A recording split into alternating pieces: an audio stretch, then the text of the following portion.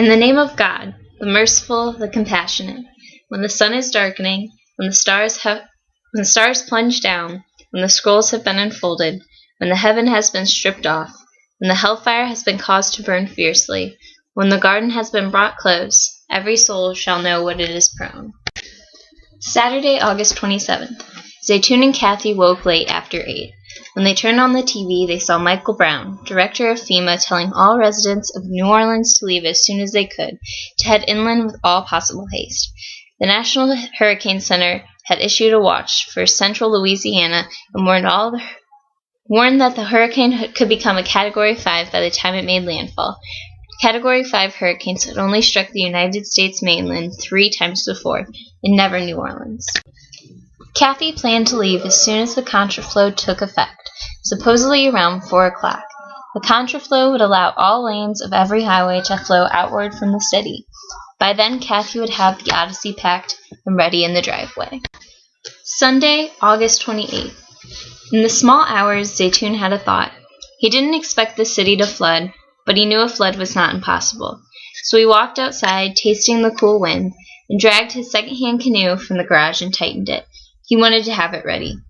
The wind picked up after 5 o'clock.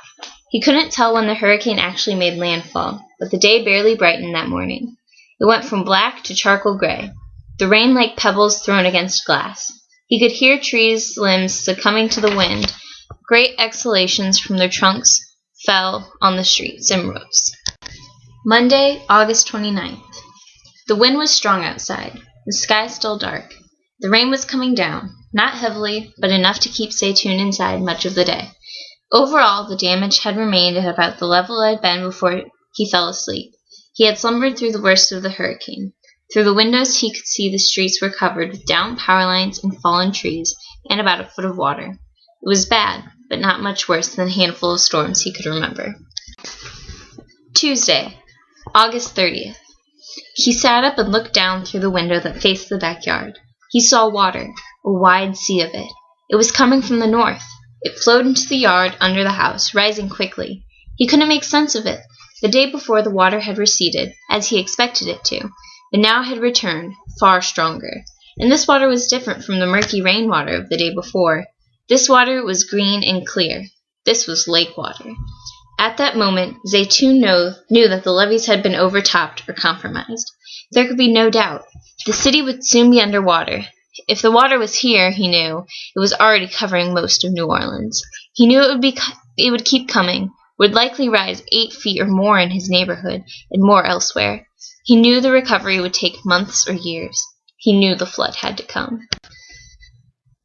In the name of God, the most beneficent, the most merciful. Praise be to God, the Lord of the heavens and the earth, the most beneficent, the most merciful, Master of the day of judgment. You alone we worship, and you alone we ask for help. Guide us to the straight way, the way of those whom you have blessed, not of those who have deserved anger, nor of those who are astray.